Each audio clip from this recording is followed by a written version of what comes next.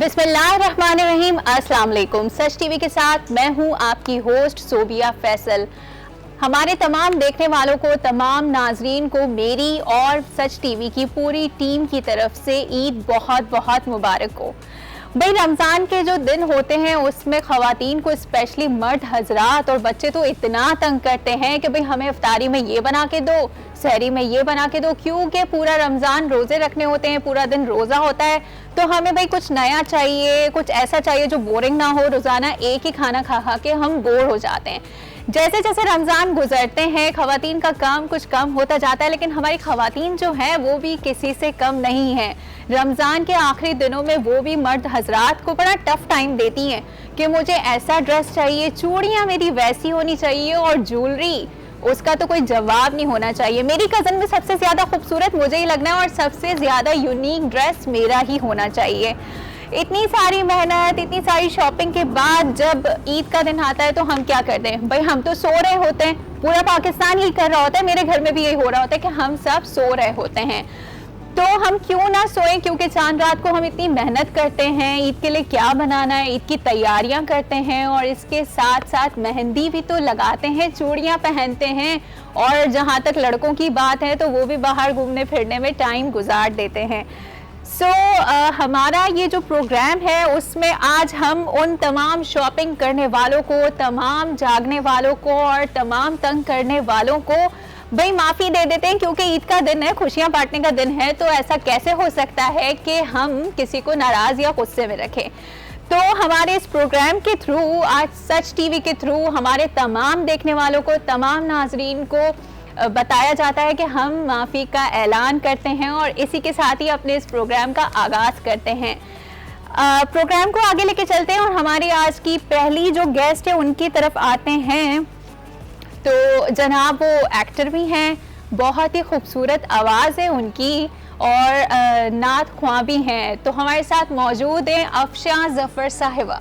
कैसी हैं अफशां? मैं बिल्कुल ठीक, आप कैसी गुज़री? बहुत खूबसूरत माशाल्लाह। बिल्कुल आपकी तरह। ईद मुबारक। खैर मुबारक। इसी के साथ ही हमारी जो दूसरी गेस्ट हैं उनके बारे में बताती चलूँ कि आरजे भी रह चुकी हैं और हमें डिफरेंट चैनल्स पे उनको देखा है मेज़बानी करते हुए। इसके अलावा ड्रामा की भी वो शान रह चुकी हैं, बहुत सारे ड्रामों में भी हमने उनको देखा। और प्रोडक्शन की बात अगर की जाए तो कास्टिंग डायरेक्टर भी रह चुकी हैं और हेड ऑफ प्रोडक्शंस भी रह चुकी हैं डिफरेंट प्रोडक्शन हाउसेस में। तो हमारे साथ मौजूद हैं आलिया जमशेद साहिबा। अस्सलाम वालेकुम आलिया जी। वालेकुम अस्सलाम। कैसी हैं आप? मैं आपकी तरह बहुत खूबसूरत हूँ। इससे पहले कि आप कहती कि मैं आपकी तरह बहुत खूबसूरत हूँ तो मैं कहूँगी कि मैं आपकी तरह। माशाल्लाह, आप खूबसूरत लग भी रही हैं और ब्लैक तो मेरा फेवरेट कलर है, तो आप माशाल्लाह बहुत प्यारी लग रही हैं। Thank you. इसी के साथ ही हमारे आज के जो तीसरे मेहमान हैं उनकी तरफ बढ़ते हैं और मैं आपको बताती चलूँ कि समाजी काम करने में उनका कोई सानी नहीं है। लाइक अगर देखा जाए कि कोई भी डिज़ास्टर आता है हमारे यहाँ तो उनका अपना एक जो फाउंडेशन है उसके वो ऑनर भी हैं। सो वो सबसे ज़्यादा एक्टिव नज़र आता है अगर देखा जाए। तो हमारे साथ मौजूद हैं बाबर अब्बासी साहब। अस्सलाम वालेकुम। वालेकुम सलाम। कैसे हैं आप? अल्लाह का शुक्र है। ईद मुबारक आपको। मुबारक जी, बहुत बहुत। हमारे जो आज के चौथे मेहमान हैं उनका नाम है मोहम्मद वसीम अब्बासी।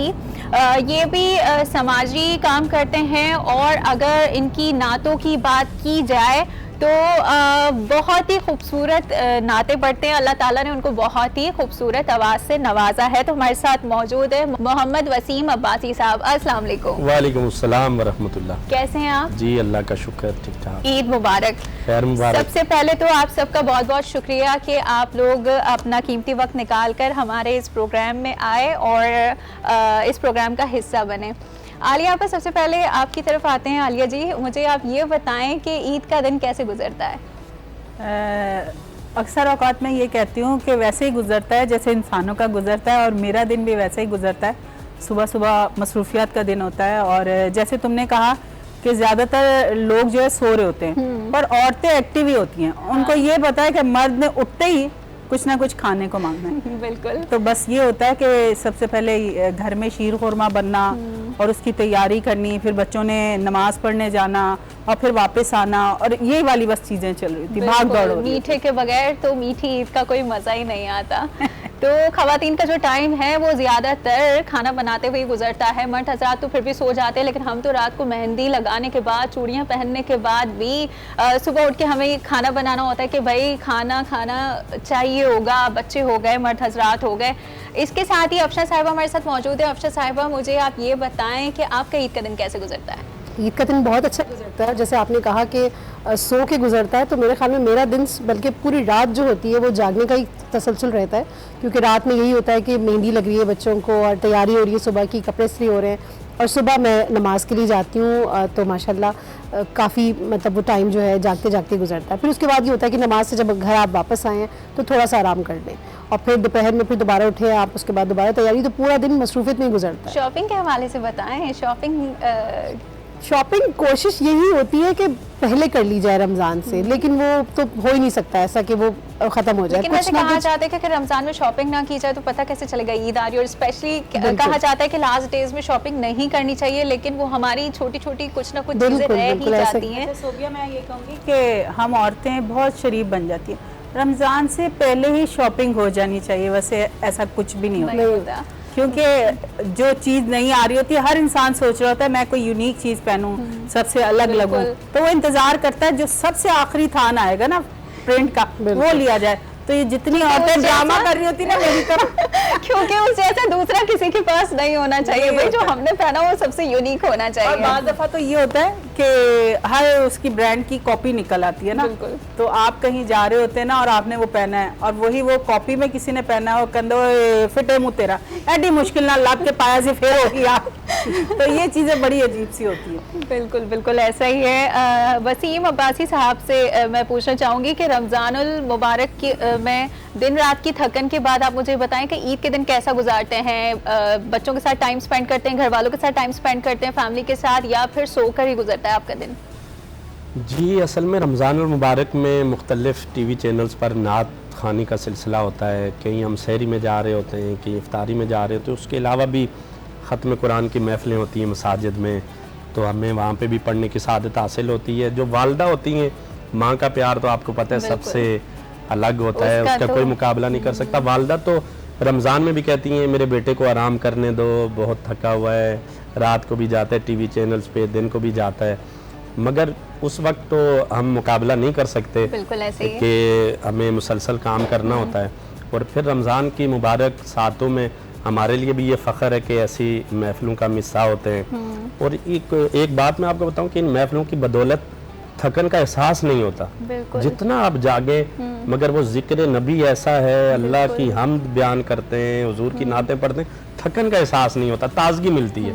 मगर जब जो आपने कहा कि ईद वाले दिन, तो उसमें मेरी वालदा कहती हैं कि बस ईद पढ़ने के बाद आराम करने दो, इनको जगाओ नहीं। मगर मेहमानों का एक कामत का सिलसिला होता है, सबको बहनें आती हैं, भाभियाँ आती हैं, उनके बच्चे होते हैं। पहले हम ईदी उनसे लिया करते थे, अब जो है ना हमसे वो कहते हैं कि भाई कड़क नोट चाहिए, 50, 100, 500। तो ये सिलसिला बड़ी खुश असलूबी से, खुशगवार माहौल में हंस खेल के हम गुजारते हैं ईद का दिन। और काम करते करते जो अप्रिसिएशन आपको मिलती है, तो उसके बाद मैं समझती हूँ कि जो आपकी थकन होती है वो वैसे ही दूर हो जाती है, और आपका दिल चाहता है कि भाई और मजीद कुछ ना कुछ थके हुए होने के बावजूद भी किया जाए। यकीन माने होता तो ईद का दिन ना, मगर मैं आपको अपनी ज़ाती ये राय दूँ, मेरा ख्याल ये होता है कि इतना मुबारक महीना हमसे जुदा हो गया, हमने किया क्या है?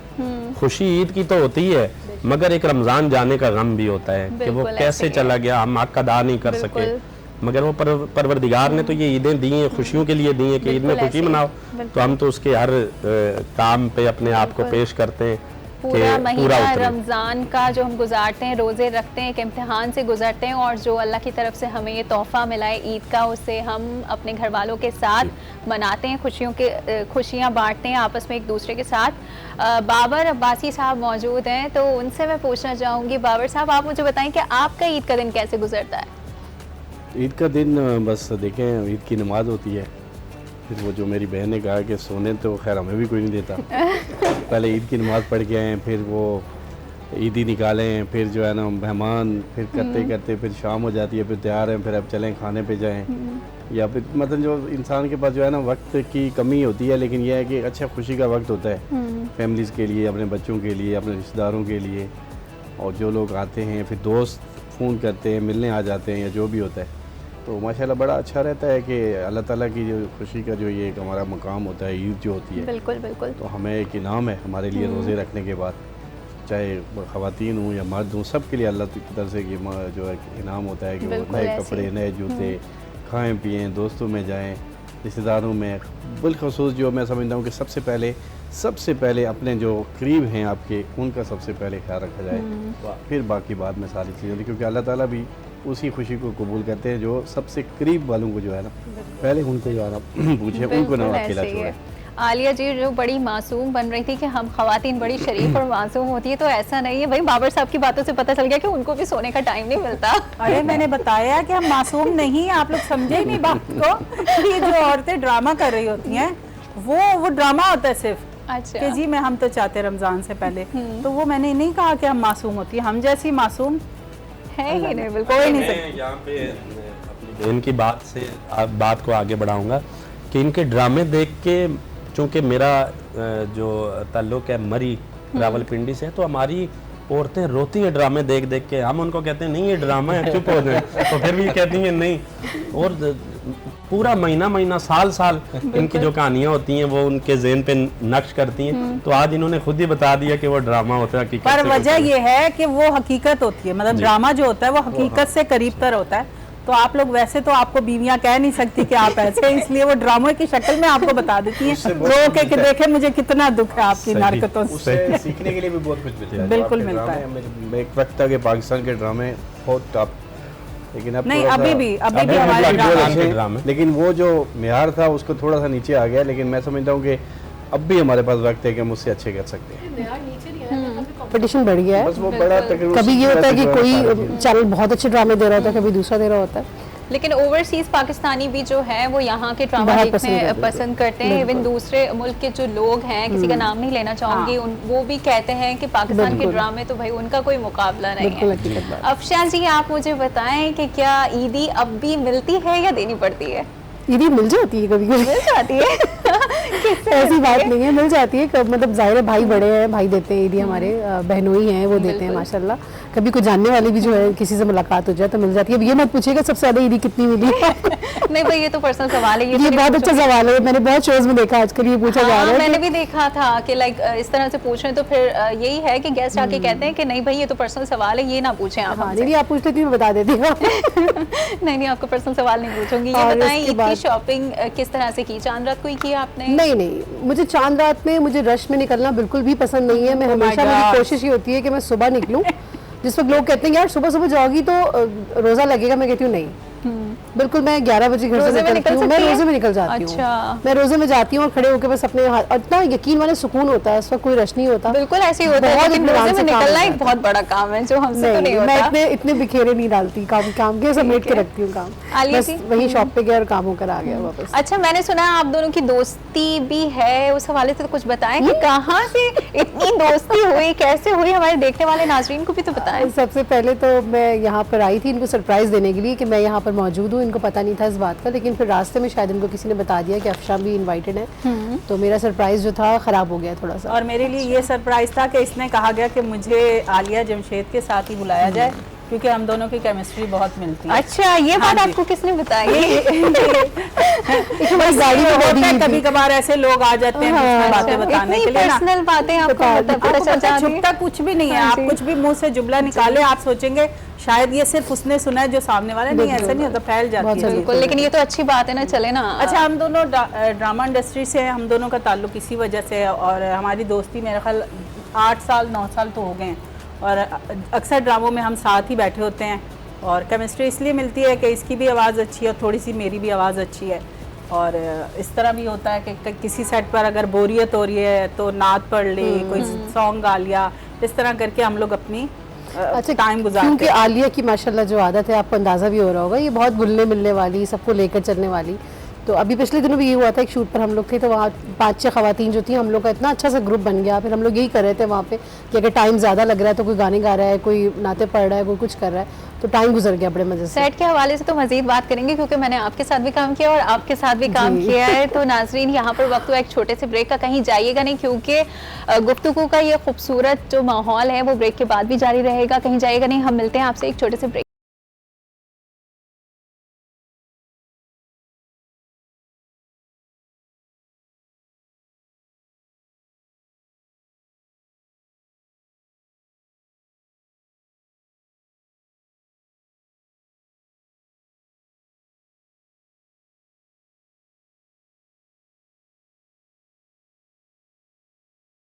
जी जनाब, तो ब्रेक से वापस आ गए हैं। हमारे तमाम नाजरीन को एक बार फिर से सच टीवी की तरफ से और मेरी तरफ से बहुत बहुत ईद मुबारक हो।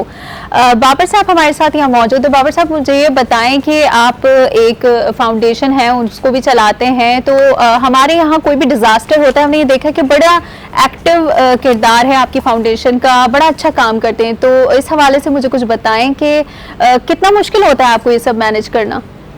देखिए, मुश्किल तो लगता है, लेकिन जब प्रैक्टिकल हम काम करते हैं तो हमें मुश्किल नहीं लगता, इसलिए कि अल्लाह ताला की मदद भी होती है और जज्बा भी होता है।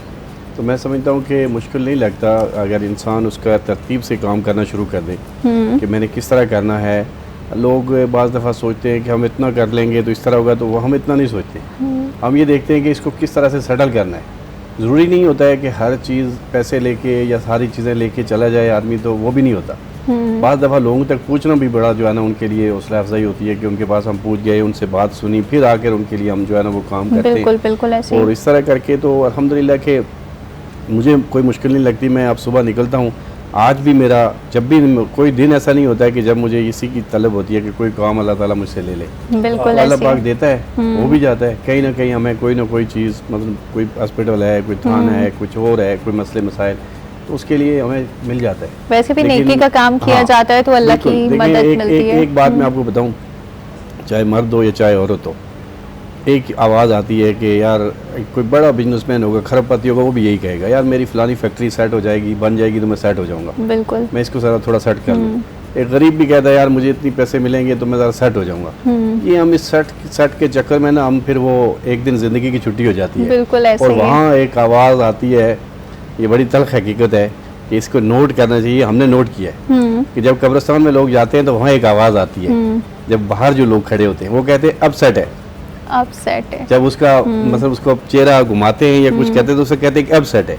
ये जिंदगी है। बिल्कुल ऐसे इसलिए इस सेट के चक्कर में हम अपने आप को वो कर देते हैं बहुत ज़्यादा। बिल्कुल जो अल्लाह ने देना है वो हर हाल में मिलेगा। मैं लोगों को कहता हूँ कि देखें, पैसे के पीछे, रिस्क के पीछे किसी से न लड़ें, इसलिए कि अल्लाह ताला ने आपके नसीब का लिख दिया है। बिल्कुल जब हम पैदा हुए लिख दिया गया है, वो हर हाल में मिल के रहेगा, चाहे हम कुछ भी क्यों ना करें। हमारे यहाँ शिर्क है। मैं अपने दोस्तों को एक पैगाम देना चाहता हूँ कि आप जो कर रहे हो, जो अल्लाह ताला ने आपके नसीब में लिखा ना, उसके लिए आप अपनी जदोजहद करें, बल्कि दूसरे को न काटें। हमारे मुल्क में आपने देखा होगा कि लोगों को काटना शुरू कर देते हैं। बिल्कुल, इसके पास कैसे बन गया, उसके पास कैसे बन गया। तो ये एक मैं तलकीन करता हूँ लोगों से कि आप दूसरों की खिदमत करें, किसी पे हसद ना करें और किसी की चीज़ को देख के वो ना करें, इसलिए कि उसको अल्लाह ने दिया है, तुम्हें भी अल्लाह देगा। बिल्कुल बिल्कुल। तो और मैं समझता हूँ कि खिदमत के काम में जितना मज़ा है ना, किसी में नहीं। बिल्कुल हमें अपने काम का यकीन माने कि अपनी जो कारोबार या काम होता है उसके लिए 2 से 3 घंटे टाइम होता है। बाकी सारा वक्त अगर आप यकीन माने देखेंगी तो हर वक्त लोगों के साथ मीटिंग्स, ये करना वो करना, इसलिए एक शौक लग गया। और अल्लाह ताला के काम में जब बंदा निकलता है तो उसको पता भी नहीं चलता कि उसके साथ कहाँ से सारी मददें होती हैं। बिल्कुल ऐसे ही है। बहुत अच्छा लगता है। मैं तो समझता हूँ कि हमारे यहाँ मुल्क में बात लंबी हो रही है कि लोगों को मैं एक रिक्वेस्ट ज़रूर करता हूँ कि जो हम लोग ये जो रोडों पे या लोगों को फिर राशन जो एक नमाज की, आज देखें ना, एक गाड़ी आती है बिरयानी के पैकेट बना के लेके आते हैं, वो रोडों पे बांटने शुरू होते हैं। ये बहुत गलत है। इसको मैं इसलिए गलत समझता हूँ कि आपको क्या पता कि आपसे जो सामने वाला जो बिरयानी ले रहा है वो ठीक ठाक खाने पीने वाला आदमी हो। बिल्कुल सही ठीक बात है, जिसका हक है उसको नहीं मिल रही। बिल्कुल ऐसे जो एक श्वेतपोश होगा, कहीं छुपा हुआ बैठा होगा, हाथ जोड़ के बैठा होगा, मुझे कोई देख ना ले, उसको ढूंढना आपका, मेरा, मेरी बहनों का, मेरे भाई का, सबका मकसद है कि ऐसे लोगों को ढूंढें कि जो अपनी किसी को अपने दिल की बात नहीं बता सकते, बिल्कुल उन ऐसे तक ही पूछना चाहिए। ये तो हम सारा कुछ जो दिखा रहे हैं, मेरे ख्याल में पता नहीं अल्लाह ताला हमसे किस तरह इसका हिसाब लेंगे बिल्कुल कि हम ये जो एक चौक पे खड़े होकर लोगों को दे रहे हैं, ये ले लो, तुम भी ले लो, तुम भी ले लो, ये चीज़ें नहीं होनी चाहिए। बिल्कुल अच्छी बात आज है ईद का कि दिन है, ईद के दिन में हम उन लोगों तक पूछें, उनके जाके मिलें, एक मिठाई खिला लें, उनको चाय का कप पिला लें, उनके साथ बैठ के बात कर लें। अब यकीन माने अल्लाह इतना खुश होगा, इतना कुछ नवाजेगा कि सोच भी नहीं सकता। बिल्कुल ऐसे ही। और वैसे भी आपको तो अल्लाह के साथ तिजारत कर लेनी चाहिए जहां आपको ऐसा लगे कि माल की कमी है, और ज़्यादा लालच भी नहीं करनी चाहिए, क्योंकि बाबर साहब मैंने ऐसे लोगों को भी देखा है जो क्योंकि आपके जो नसीब में होता है आपको उतना ही मिलता है, बिल्कुल। और अगर ज़्यादा आपके पास आ जाए तो आपको कोई बीमारी हो जाती है, आप उसी बिल्कुल। पैसे को आप खुद नहीं खा सकते हैं, आपको इतनी परहेजी बता दी जाती है, दवाइयों में आपका इतना पैसा जा रहा होता है। तो खुदारा आपके आगे पीछे जो लोग हैं उनको भी जरा देखें, आजकल बहुत ज़्यादा महंगाई इसमें है। एक पॉइंट मैं आपको बताऊं, मुझे मैं इतना खुशकिस्मत आदमी हूं, मैं आज आप सबको बताऊं, मैंने पिछले प्रोग्राम में भी बताया था कि मेरा बेटा टेक्सटाइल इंजीनियरिंग जो है इंजीनियरिंग कर रहा है, वो तकरीबन उसका फाइनल होने वाला है अभी। लेकिन मुझे उस बेटे पे आज से 3 साल पहले मैं एक मस्जिद पे तरावी पढ़ रहा था, तो मेरे एक दिल से तरावी पढ़ते हुए ऐसे अल्लाह ताला 1 मिनट में नवाज देता है, सेकंड में नवाज देता है। तो मैं तरावी पढ़ रहा था, तो एक सामने आगे एक हाफिज साहब एक बहुत अच्छी किरात पढ़ रहे थे, तो मेरे दिल से एक आवाज़ निकली कि काश कि मेरा बेटा भी कभी तरावी पढ़ाए, मैं उसके पीछे पढ़ूँ। लेकिन वो अल्लाह पाक ने सुन ली। अच्छा, मुझे नहीं पता चला कि अल्लाह ने तो सुन ली। मेरा बेटा इत्तेकाफ बैठता था, छोटी उम्र में बच्चा, अल्लाह उसको खुश रखे, और अभी मैं उसके पीछे तरावी भी पढ़ता हूँ और कुरान भी उससे कर दिया। लेकिन उसने अल्लाह ताला ने सुन ली। मैं सहरी के वक्त उसको जब सहरी दे के चला गया, उसने मुझसे कोई बात नहीं की। फिर मैं जब फजर की नमाज़ पढ़ने आया, उस बर्तन भी लेके जाता था उससे, तो मुझे कहने लगा पापा मुझे आपसे एक बात करनी है। छोटा था अभी, जब उसने मुझसे कहा तो कहने लगा कि मुझे जो है ना हिफ्ज़ करना है।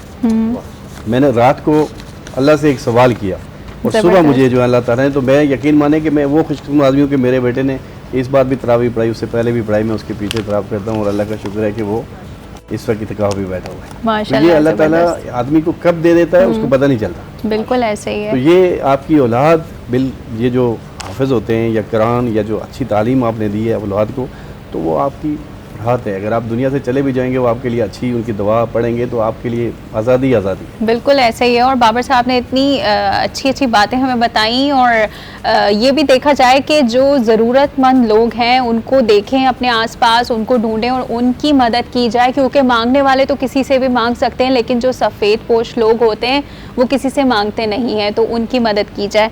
अफशा साहिबा, अब मुझे थोड़ा सा ये बताएं कि कौन सा ऐसा ड्रामा है जिससे देखने के लिए आप कोई अपना बहुत ज़रूरी काम या किचन का काम कुछ भी छोड़ सकती हैं?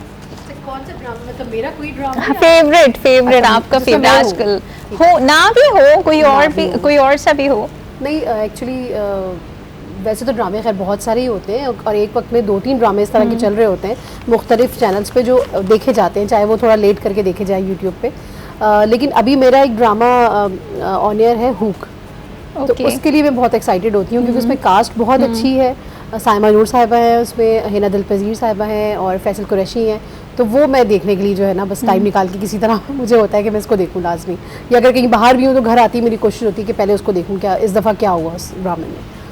तो ये चीज़ ठीक है। तो लेकिन आपके ड्रामों के हवाले से मैंने तो सुना है कि आप अपने ड्रामों में सिर्फ अपने सीन ही देखती हैं, बाकी सब का काम नहीं देखती। इस बारे में क्या कहना चाहेंगी? नहीं, कुछ सीन ऐसे होते हैं कि हम बहुत एक्साइटेड होते हैं, हमें लग रहा होता है कि हमने बहुत अच्छा किया होगा ये सीन ना, तो उसको जल्दी से देखें। आपको ऐसा लगता है कि भाई मैंने बहुत अच्छी एक्टिंग की है तो मैं अपना ही काम देख लूँ, बाकी वो बस होता है ना, मुख्तलिफ स्टोरीज होती हैं, तो किसी में इंटरेस्ट हो रहा होता है, किसी में नहीं, तो बस ये होता है कि जल्दी जल्दी देख लो, हम देख लें कि हम इसमें कैसे आए हैं। क्योंकि मुझे नॉर्मली जब मैं शूट्स पर होती हूँ तो मुझे कभी वो कहते हैं मेकअप बाल, मैं कहती हूँ कुछ नहीं, काम अच्छा होना चाहिए आप। बिल्कुल ऐसे ही है। तो वो जो काम के साथ एक तो आप बहुत सिंसेरिटी होती पक्की है, मुझे पता है क्योंकि इनके साथ मैंने भी काम किया है। सो जो केमिस्ट्री बनती है, अगर आप अच्छा काम करना जानते हैं तो शी इज़ द बेस्ट। जी, आप मेरी बेटी बनी है उसमें, और बहुत अच्छा काम आपने भी किया है। पहली दफ़ा हम लोग ने साथ काम किया है, बिल्कुल, लेकिन ऐसा लग नहीं रहा था कि हम लोगों ने पहली दफ़ा काम किया। बिल्कुल यही बात है। थैंक यू सो मच, इसीलिए तो आज हम दोबारा फिर यहाँ बैठे हैं। बिल्कुल। आलिया जी, आप मुझे ये बताएं कि कभी ऐसा हुआ है आपके साथ कि लाइक आप कोई सीन कर रही हो और सामने वाला सही रिस्पॉन्ड नहीं कर रहा हो और आपको गुस्सा आ गया हो? वैसे अच्छा, इनको गुस्सा अक्सर ही आ जाता है। वो तो पता है, लेकिन अब ये खुद बताएंगे। गुस्सा अच्छा नहीं, इसलिए क्योंकि हम लोग भी इस प्रोसेस से गुजरे होते हैं कि जब हम स्टार्ट लेते हैं, माँ के पेट से कोई भी नहीं सीख कर आता। तो इसी तरह होता है कि जब हमारा स्टार्ट होता है तो इसी तरह लोगों को देखा होता है कि हम अच्छी एक्टिंग नहीं कर रहे तो उसको कैसा गुस्सा चढ़ रहा है और वो बोल रहा है, उस वक्त बड़ी तकलीफ हो रही होती है। तो अब जब अपनी बारी आई है तो कोशिश करती हूँ कि गुस्सा ना आए इस बात पर कि अगर दूसरा एक्टिंग नहीं कर, बल्कि समझाने का दिल करता है कि इसको समझाया जाए, क्योंकि उस प्रोसेस से हम गुजर चुके हैं।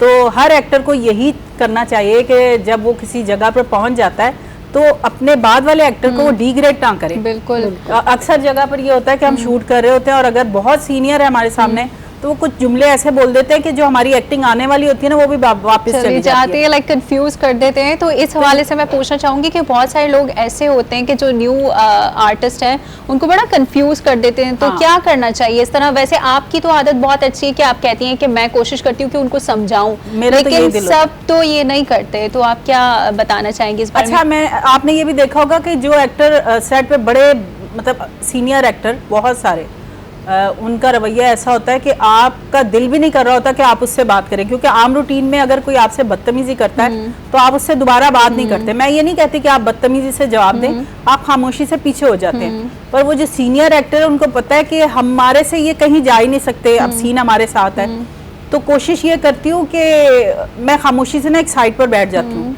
कि उसको खुद भी फील हो। बट समटाइम्स मुझे ये लगता है कि सीनियर एक्टर्स बड़े हम्बल होते हैं, वो ऐसे नहीं होते, लेकिन आजकल की जो हमारी जनरेशन आई है उन लड़कियों में बड़ा, लड़कियों में लड़कों में उनमें बड़ा प्राउड होता है। सीनियर एक्टर्स में भी है, मुझे कोई डर ही नहीं है कि मुझे काम नहीं मिलेगा या कुछ है। ऐसा होता है कि अगर हम 4 एक्टर बैठे हैं और वो सीनियर एक्टर उसमें, और अल्लाह ताला ने इंसान बनाया, सबको हम सब इंसान हैं, तो वो एक्स्ट्रा जाकर कहेंगी इन लोगों को हमारे कमरे से दूसरे कमरे में भेज दें, हम अकेले बैठेंगे। अच्छा, तो फिर उस वक्त आप वो कमरा कब्र नहीं है जिसमें आपने अकेले ने जाना है, पर वो जो नफरत है ना वो मुझे फिर तकलीफ होती है। मैं कहती हूँ अल्लाह ताला मैं इस तक ना पहुंचूं कि मेरा दिमाग ऐसा ना हो कि मैं सोचूं कि मेरे पास से ये बंदा उठकर दूसरे कमरे कैसे मतलब कर लेते। फिर जब हम उनके इंटरव्यूज देखते तो वो इतने अच्छे बने होते हैं, इतने परसों तरसों फजीला काजी ने भी एक स्टेटस लगाया, वो बहुत दिलेर औरत है और बड़ी अच्छी बातें लिखती है। उन्होंने कहा कि जरूरी नहीं कि जो एक्टर अच्छा है वो नेचर में भी अच्छा हो। बिल्कुल, और ये बात बहुत बड़ी है। और ये डबल फेस लोग होते हैं जो होते कुछ हैं और इंटरव्यूज वगैरह में आप उनको देखते हैं तो बिल्कुल कुछ और ही। मेरा दिल करता है जब भी कोई इंटरव्यू देख रही होती है ना, मैं तो अल्लाह से दुआ करती हूँ कि शुक्र है यहाँ तक पहुँचाया। अल्लाह की तो आप इबादत करके उसको खुश करते हैं, पर उसके इंसान को तकलीफ देकर आप वो सारी इबादत को रद्द कर देते हैं। बिल्कुल, क्योंकि रद्द हो गई, क्योंकि इसकी तो माफी अल्लाह ताला कहता है कि मैं भी नहीं दे सकता, अगर तुमने किसी का दिल दुखाया है तो उसकी माफी तो वो खुद ही देगा। तो बहुत अच्छी बात कही आपने कि हमारे जो और आपके साथ जो लाइक कभी जूनियर्स आते हैं और लाइक प्रॉब्लम होती है सीन में, तो फिर आप उनको समझाती हैं? मेरा यही दिल होता है कि इसको समझाऊं, थोड़ा सा चुप करके भी उसको कि नहीं इसको इस तरह कर लो और इस तरह बोलो। और समटाइम्स मुझे तो ऐसा लगता है कि लाइक जो ज्यादा सीनियर्स होते हैं कभी कभी उनके तो जेलसी इतनी ज्यादा होती है तो वो कहते हैं कि हम उसको समझाएं भी क्यों, काम खराब हो रहा है तो होने दो।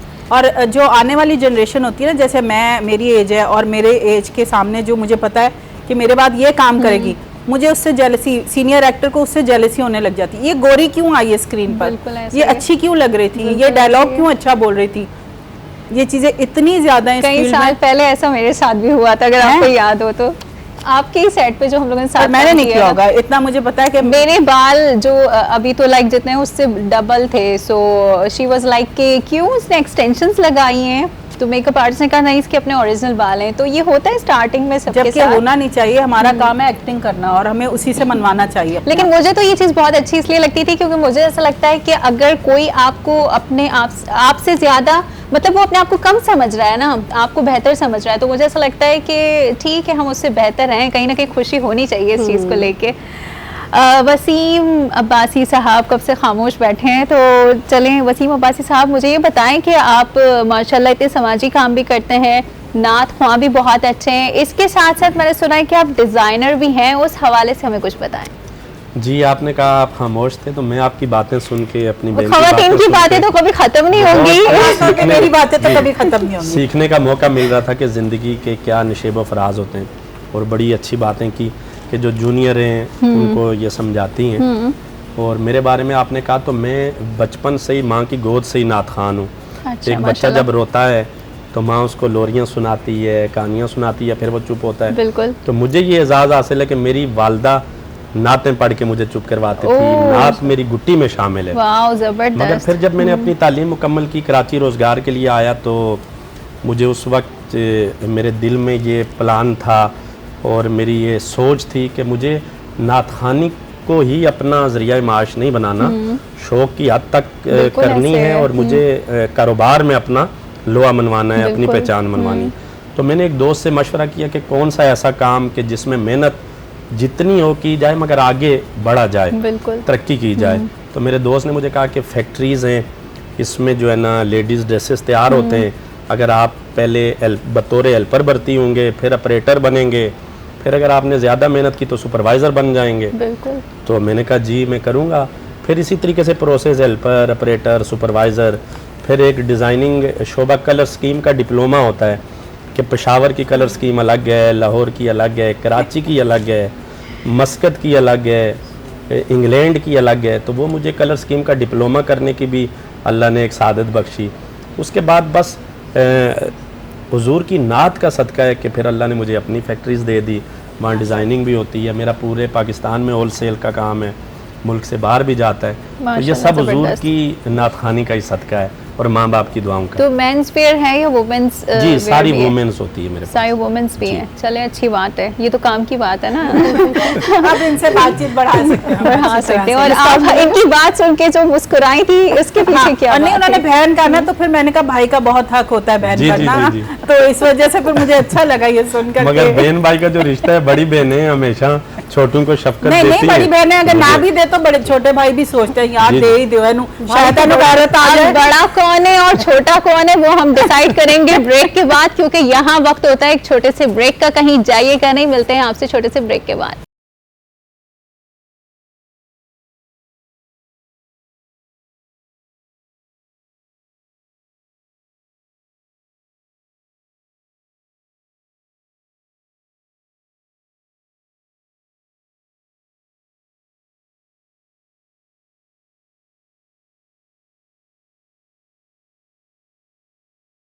वेलकम बैक जनाब। तो ब्रेक से वापस आ गए हैं। यहाँ पे छोटी सी लड़ाई चल रही थी, तो अब हम डिसाइड करते हैं कि बड़ा कौन है और छोटा कौन है इन दोनों बहन भाइयों में। जी अच्छा, बहनें जो होती है ना वो समझदार होती हैं, वो अगर एज में आपसे छोटी भी हो तो वो बड़ी लग रही होती हैं। बिल्कुल ऐसा। तो इसलिए मेरे छोटे ही भाई हैं तो बेहतर है।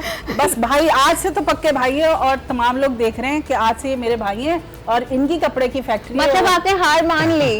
हार मान ली। वो काम बहुत अच्छा करते हैं ना, इस वजह से मैंने इस चीज पे कहा कि चले कोई बात नहीं। बड़े मेरी की बहन ने भी कहा कि आज कहा कि जी ये मेरे भाई हैं। हाँ जी, और ये पूरी दुनिया देख रही है सच टीवी की ट्रांसमिशन।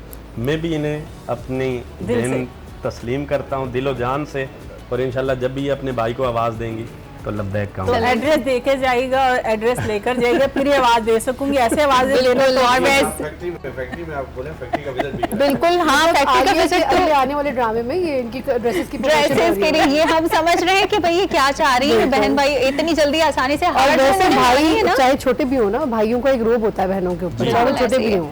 लेकिन ये जो उन्होंने इतनी आसानी से हार मानी है ना अफशा साहिबा, तो इसके आपको पीछे पता है जो ना? मैं बात समझ लेना, मेरी समझ समझ ड्रामेबाज है तो ड्रामे तो करेंगे ना। बस ठीक है। क्योंकि हमें पता होता है कि जब ड्रामे में हमने काम करना होता है, कोई हमें मिलता है प्रोजेक्ट, तो हमें 20, 25, 30 जोड़े जो है वो चाहिए होते हैं। बिल्कुल ऐसा ही है। और कपड़ों का तो बड़ा मसला है। आप एक दो ना इधर ही मेरा रिश्ता खत्म करवा एक दो पे इक्तफा मत कीजिएगा कि एक दो में बहन राजी हो जाएगी। बहन जो है हर दूसरे महीने आपसे कहेगी लाए भाई 40 जोड़े। चलें ठीक है, अब देखते हैं क्या होता है। अपनी बहन को लेडीज सूट दूंगा तो मैं लेडीज ही मैं भी पहनती हूँ। अपनी बहन से बहुत सी चीजें ऐसी रखूंगा, मेरी बहन मुझे हाँ। सूट देंगी। बिल्कुल सही ये बात सिलसिला है। लेकिन बराबरी का डिजाइनर तब आप है ना, इसलिए आप डिजाइनर खरीदते है। हाँ, हैं। मैं एक्टर हूँ, मैं आपको कास्ट करवा सकती हूँ। मैं कास्ट नहीं प्रमोशन कर रही हैं आप, नहीं, मैं कह रही हूँ फिल्म में प्रमोशन कर रही हैं। मैं कास्ट करवा सकती मेल के जो मेल डिजाइनिंग चाहते ही नहीं है, सादा से कपड़े होते हैं, मैंने कोई कुछ मसला नहीं पता, समझो मैं पागल लगी। चलिए ठीक है, तो फिर हम इनसे ये पूछते हैं कि ड्रामों में कास्ट तो आप हो जाएंगे, तो क्या आपको शौक है ड्रामों में काम करने का? नहीं, मैं असल में बहुत सी ऑफरेंस आती हैं हमें, चूंकि आवाज़ जिसकी अच्छी हो तो वो गानों की भी बहुत ऑफरें आती हैं। और जब मैं कॉलेज दौर में था, स्कूल दौर में था, तो दोस्त मुझे कहते थे ये गाना सुना दें, ये गाना सुना दें।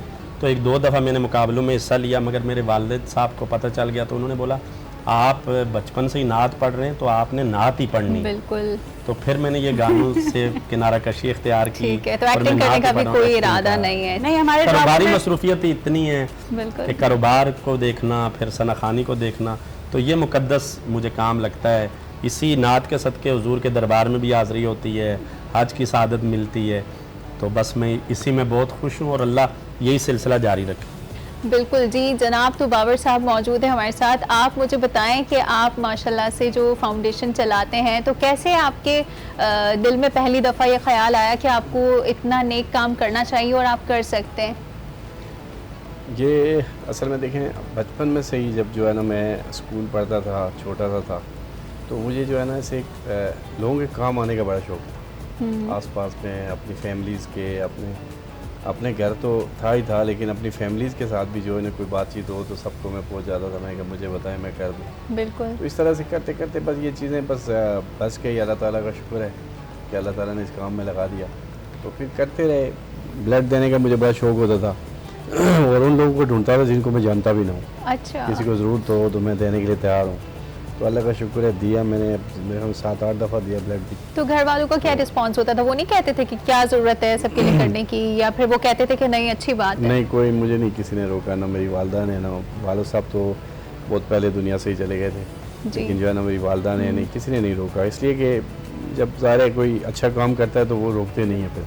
तो अल्हम्दुलिल्लाह मैं मतलब सियासी पोजीशन भी अच्छी है, सारी चीज़ें हैं, लेकिन मैंने कभी इस चीज़ों को, ज़्यादातर मैंने जो है ना खिदमत की तरफ जो है ना अपने आप को समझा के यही करना है। ठीक है। तो इतनी टफ रूटीन के बाद आप मुझे ये बताएं कि कभी जब आपको टाइम मिलता है, फ्री होते हैं, तो क्या ड्रामा और मूवीज़ देखने का भी शौक है या नहीं?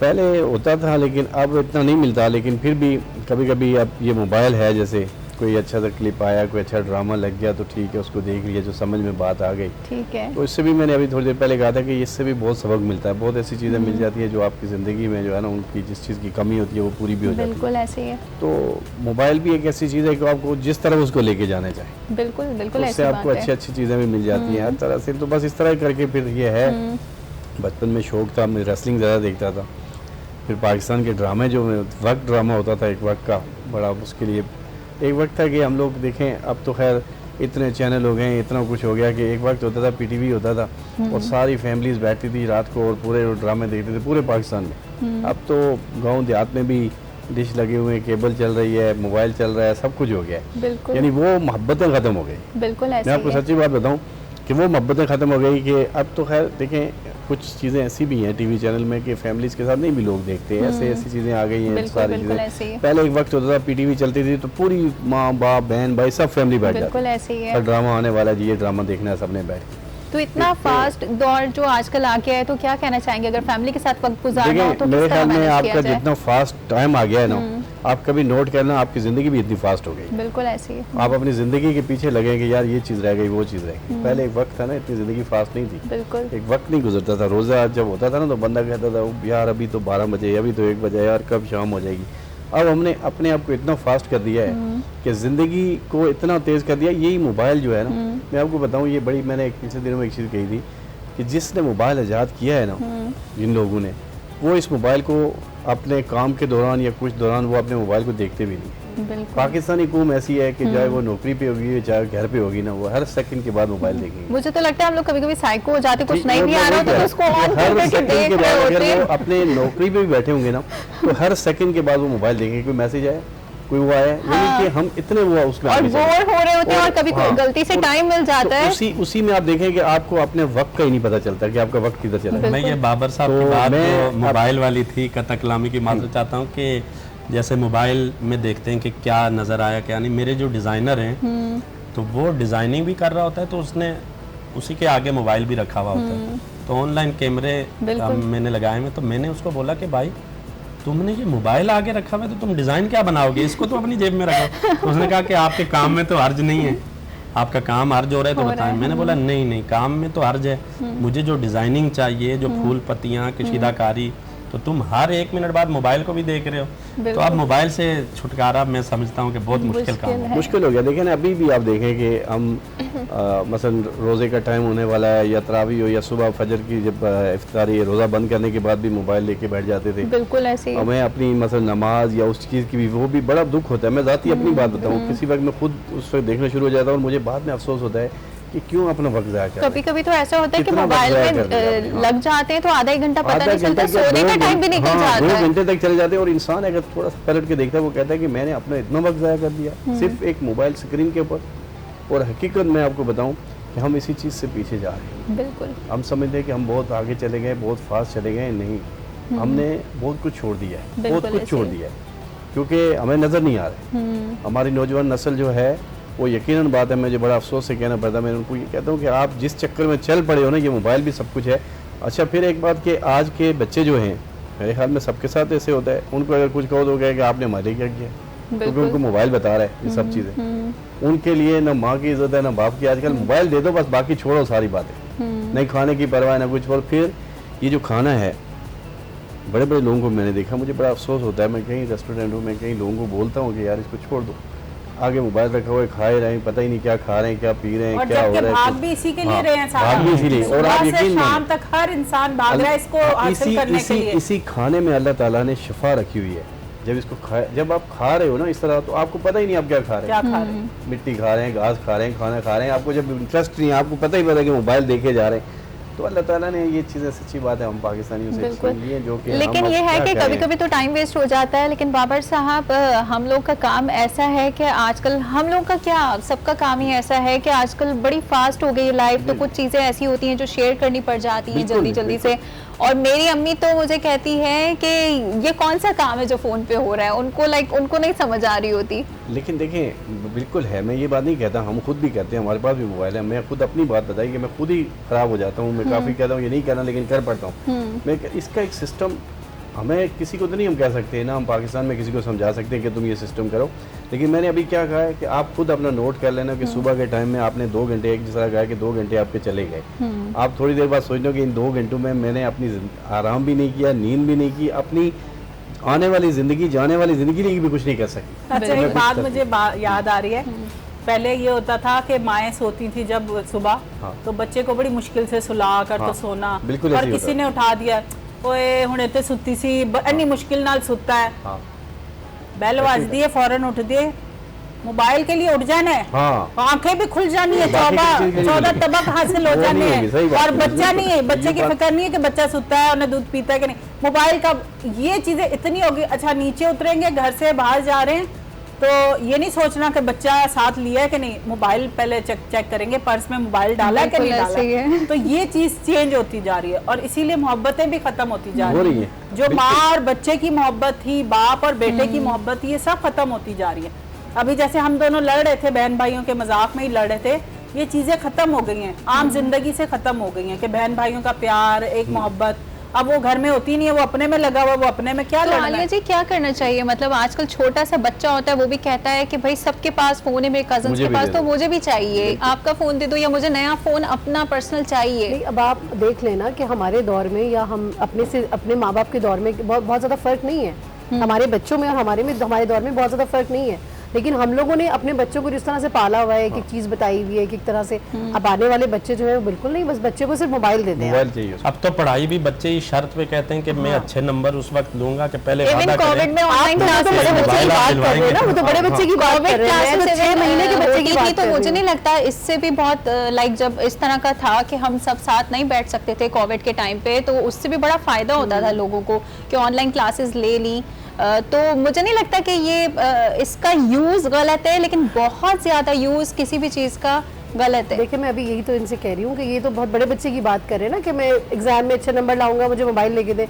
मैं तो 3 से 6 महीने के बच्चे की बात कर रही हूँ। आपकी जो बात ये कह रही है, मतलब माँ ने जान छुड़ा ली है अपनी कि बस दे दिया बच्चों को, ना वो बच्चों को मोबाइल ऑन करके उसमें दिखा देती है, छोटे छोटे बच्चों को देख लें, तो फिर और इतनी। अभी हम लोग पिछले दिनों एक रेस्टोरेंट में गए हुए थे और सहरी के लिए, तो वो खातून जो थी उन्होंने इतना लाउड बच्चे को दिया हुआ था वो, कि हम लोग बराबर में बैठे हुए डिस्टर्ब हो रहे थे कि भाई प्लीज इसको बंद करें, बच्चा इतना महव हुआ हुआ है और माँ को कुछ पता ही नहीं है। मगर इसमें सिर्फ बच्चों को कसूरवार नहीं ठहराया, ये हम वालिदैन।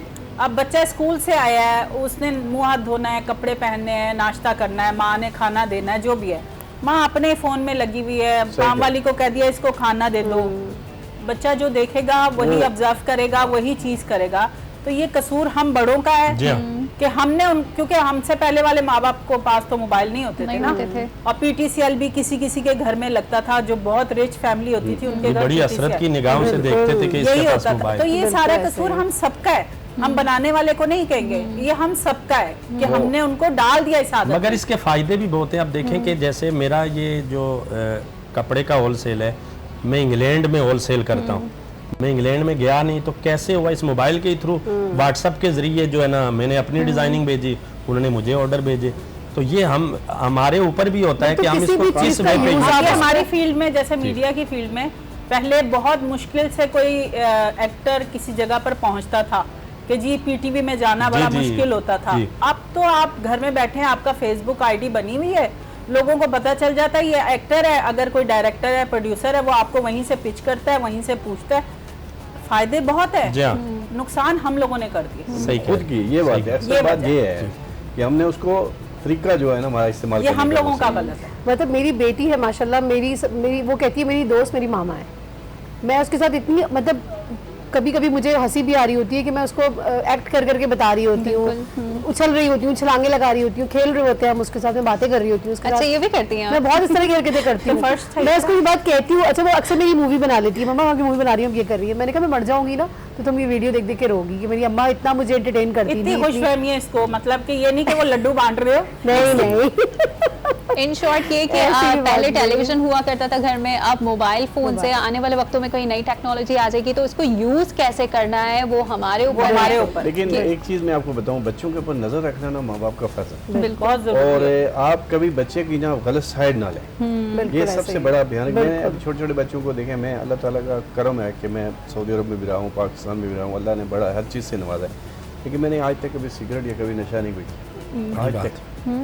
और मैं कभी कभी छोटे छोटे बच्चों को देखता हूँ कि यूनिवर्सिटी से स्कूल की ड्रेस पहना होता है और सिगरेट पी रहे हैं। आजकल तो वो इलेक्ट्रिक अच्छा, मैं सिगरेट फिर जो है मैं उसका बड़ा उनको पकड़ लेता फैशन। हूँ, मैं जाता हूँ उनके, मैंने कहा यार तुम अभी छोटे से बच्चे हो, इसके बदले तुम कोई जूस पी लो, कुछ खा पी लो, ये क्या कर रहे हो? अच्छा एहतराम भी नहीं रहा, पहले तो बुजुर्गों को पहले देख तो के हम मोहल्ले जी, के चाहे कोई गैर खड़े हो नहीं जाना, जानते थे, कुर्सी तब पे भी आप सिगरेट बैठ पी जाए। लेते अब तो मैं देखती हूँ लड़कियां अगर बैठी हुई टांग पे टांग ला रही हूँ, कोई बड़ा बुजुर्ग आ गया खड़ा रहे। अब बड़े बुजुर्ग की हम बस लोग तो सवाल ही नहीं पैदा बड़े होता। बुजुर्ग का एहतराम इतना ही है कि वो तो उसके खत्म साथ हो सेल्फी गया। बना ली और फेसबुक पे लगा दिया कि ये मेरे दादा जान हैं। दादा जान। बिल्कुल। और अच्छा, जब हमने- मर गए तो हमने जब बहुत- याद करना है, हमने मतलब इस चीज़ पे जिंदगी बहुत में नहीं काम करना, किए। मरने के बाद वो याद करेंगे कि ये दादाजी आज फौत हो गए, आप फातिहा कर अच्छा, लीजिएगा, सब आमीन लिख इस चीज़ दें के बस। ऊपर मैंने बहुत काम किए, जो अब बच्चों के ऊपर जब उनके वालिदैन को या वालदा को किसी को बुलाया कि यार आपका ये बेटा, इसको ज़रा थोड़ा ज़ाहिर है आप लोगों के लिए, वो उसकी साइड ले बेजा रहे करता हैं, उससे उल्टा। फिर वो बिल्कुल क्या ऐसे होता है कि उनके लिए ही फिर मसला मसाइल खड़े होते हैं। फिर कल आगे जाके कुछ ना कुछ होता है, फिर वो कहते हैं कि यार आप सही कह रहे हैं। अच्छा टीचर ने एक बच्चे की शिकायत लगाई और मतलब माशाल्लाह वो एक स्कूल था, हिफ्ज वहाँ पर होता है, तो टीचर ने शिकायत लगाई बच्चे ने कि ऐसी शरारत की है। माँ ने कहा नहीं मेरा बच्चा कर ही नहीं सकता। उस्ताद इतना शर्मिंदा हुआ कि उसने छोड़ दी जॉब वहाँ से। तो मतलब उसका चलिए, क्या होगा आगे जाके, क्या करेगा आपका हमने बच्चा आपके लिए? स्कूल ही आजकल वो चुन लिए हैं कि जी इसकी फीस जो है ना 30,000 है, 40,000 है, इसलिए कि मेरे वो स्कूल चले गए जब आपने हमने पढ़ा था, गवर्नमेंट के स्कूल वो होते थे। हड्डी आप हमारी और खाल आपकी वो बिल्कुल ऐसा तो ही है। आज मुझे इसी दुख के से कहना पड़ता है कि इस वक्त जो हमारे यहाँ जो गवर्नमेंट के स्कूल हैं, काश वो बंद हैं, वो देख रहे हैं। बिल्कुल कि कोई ऐसे ही उनको है होगा। बाबर लेकिन साहब। उनकी फंड्स वाला सब जा रहे हैं, ये पाकिस्तान का हाल है। और वो बच्चे आज जो पुराने लोग पढ़े लिखे हैं ना, आप उनसे आज भी बात कर लें और आज के पढ़े लिखे से बात कर लें, आपको खुद अंदाज़ा हो जाएगा कि कितनी तहजीब और क्या था। और आज के मैं तो समझता हूँ कि माजरत से कि सही तरह से बात करनी भी नहीं आती। बिल्कुल अगर ऐसे ही उनको है। पूछ लें कि पाकिस्तान के कितने सूबे कितने, वो भी नहीं बता पाएंगे। वो जो इंडिया के बता देंगे, इंग्लैंड के बिल्कुल बता नहीं देंगे, बता अमेरिका के पाएंगे, बता उनसे कुछ पूछ हाँ, लो अगर हम- जाके आप कि हम हमारे अगर फर्स्ट करें, पैगंबर suppose कौन किसी है। को मैं एक बोलूँगा यार आप मुझे ये बताएं कि हमारे आर्मी चीफ का तो चलो हम उसको ये पूछे कि जॉइंट आर्मी चीफ कौन है, वो नहीं तो बता मैं पाएगा। मैं कहती हूँ कि चलें ये चीजें तो ऐसी हैं कि जो दुनिया में चेंज होती रहती है। इवन आप उनसे कोई इस्लामी सवाल कर लें नहीं तो है, उसका भी नहीं बिल्कुल पता सही होता। आप आसमानी किताबों के नाम बता दें वो तक नहीं पता होता। वही बात ही तो बात ये है ना कि- हालत है। बहरहाल बातें तो चलती रहेंगी, लेकिन वक्त चूंकि हमारे पास कम है, बातें बहुत सारी हैं, लेकिन वक्त की कमी की वजह से अब हमें अपने प्रोग्राम को वाइंड अप करना पड़ेगा। तो इसी के साथ ही मैं आप सबका शुक्रिया अदा करती हूँ कि आप लोगों ने अपना कीमती वक्त निकाला। हम और आप मुझे बताएं कि आप लोग को आके कैसा लगा। जल्दी जल्दी से छोटा छोटा मैसेज ताकि फिर प्रोग्राम को ख़त्म किया जाए। बहुत अच्छा लगा यहाँ पर आके, पता ही नहीं चला सबसे पहली बात तो वक्त का कि इतनी जल्दी निकल जाएगा। आपने बहुत अच्छा प्रोग्राम किया, आपने Thank you इनवाइट so किया, आप लोगों का much. बहुत शुक्रिया। जी आलिया साहिबा। बस मैं भी यही कहूँगी कि मुझे बड़ी खुशी है कि आज मुझे एक भाई मिल गया और जिससे मुझे फ़ायदा होगा। और डिजाइनर के कपड़े भी मिल जाएंगे। जी बाबर साहब, माशाल्लाह बहुत अच्छा जी, आप सब लोगों के साथ मुलाकात हुई, बहुत अच्छा लगा। हमें भी आपसे बहुत ही बातचीत अच्छा हुई। लगा। और जी बहुत वसीम अच्छा लगा, साहब। जैसे मेरी बहन ने कहा मुझे इतनी अच्छी समझदार, ख्याल रखने वाली बहन मिल गई, बड़ी बहन मिल गई। जी जनाब, तो इसी के साथ ही हमारे इस प्रोग्राम का वक्त खत्म होता है। फिर आपसे मुलाकात होगी दूसरे किसी प्रोग्राम में।